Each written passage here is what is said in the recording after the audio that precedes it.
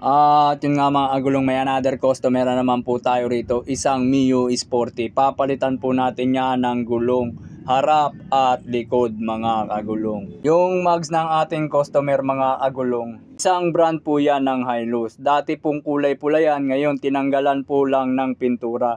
Kaya po ang kanyang mags ay kulay silver. Ganito ngayon yung hinahanap ng karamihan mga agulong, yung mags na walang kulay or naka-plain lang po siya. Kaya yung iba, kahit bago pa ang pintura ay tinatanggal na nila. Maganda kasi sa motor, yung mga mags ay malinis talaga. Hindi kasi may iwasan ng isang customer na nag-aalala sila sa pagsisikwat, lalong-lalo na sa mga pinturado. Kaya siguro yan ang purpose ng ating mga customer na tanggalan na lang ng pintura. Pero mga kagulong, hindi po yan iwas sa pagkakasira ng mags. Kahit sabihin natin na ang kanilang mags mga agulong ay walang pintura, pag yan ay parang nabap na or napakinis ng maayos, pag sinikwat mo po yan na walang sapin, nagkakaroon din po yan ng pagkaitim kung hindi mo lalagyan ng sapin.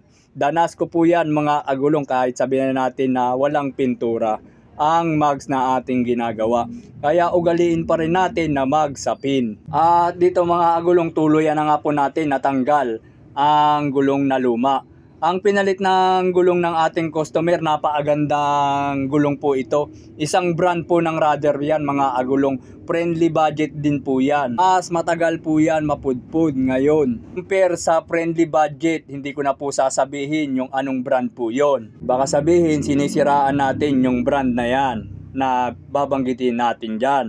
Ang atin lang, nagpipeedback po tayo kung ano ang magandang na mga gulong na ginagamit natin sa ating motor. Katulad nito, isang Raider po yan, napakaganda at marami pong sukat yan. Yung sukat ng mga gulong na hindi mo makikita sa ibang brand, makikita mo po kay Raider. Ang ipinalit nga po pala na sukat ng gulong ng ating customer ay isang 6080, panghulihang bahagi ito mga kagulong. Okay naman po sikwatin yan, yung mga ganyang walang pintura kasi wala naman pong madadamage dyan. Ang paglalabas lang po, minsan nagkakaroon po yan ng pagkabangas. Ano po? At ito, tuluyan na nga po natin na install yan at punasan na muna natin ang mags ng ating customer. Maraming salamat nga po pala sa mga new followers ko po dyan. 43k followers na po tayo. Maraming salamat sa inyong pagsuporta sa aking mga ina-upload. Ano po mga agulong, advance Happy New Year naman. Dito mga agulong, kinakabit na nga po natin yung bracket. Hindi ko na po ipapakita sa inyo rito dahil marami pong tatrabahuin. Ang topic naman natin lagi rito sa ating ginagawa kung paano po tayo mag-install na kamay-kamay lamang about sa mga gulong natin na ginagawa. At dito mga agulong, dumako nga po tayo sa brand ng Raider. Ano po, marami pong nagpipeedback nito na mas matagal po siya mapudpud kaysa sa ibang brand. Ito po ay tube type mga agulong pero napakaganda naman. Ginawang pa-tubeless ng ating customer. Ano po, hindi po natin ina-advise na mag-tubeless sa tube type. Nasa customer po yan at tayo ay gumagawa lang at nag-a-advise din po tayo kung ano ang pagkakaiba ng tube type tsaka sa tubeless. Iba po kasi ang texture ng gulong ng tube type at ng tubeless na gulong. Pagdating po talaga sa tube type, okay naman po yung kagaya nito Raider, wag lang po talaga masosobrahan ng hangin.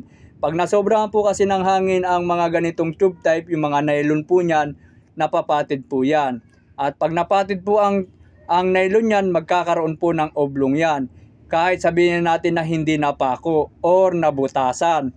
Malimit po yan sa mga tube type pag nasosobrahan po siya ng hangin. Kaya make sure mga agulong, pag maggugulong kayo ng tube type, tas gagawin yung tubeless, ay mas maganda po ay wag nyong pakasobrahan ng hangin or PSI para po magtagal din po ang inyong gulong na ginamit na tube type. Ano po mga agulong, dito mga agulong, tuluyan na nga po natin tinanggal yung lumang gulong, medyo makapal pa po yan.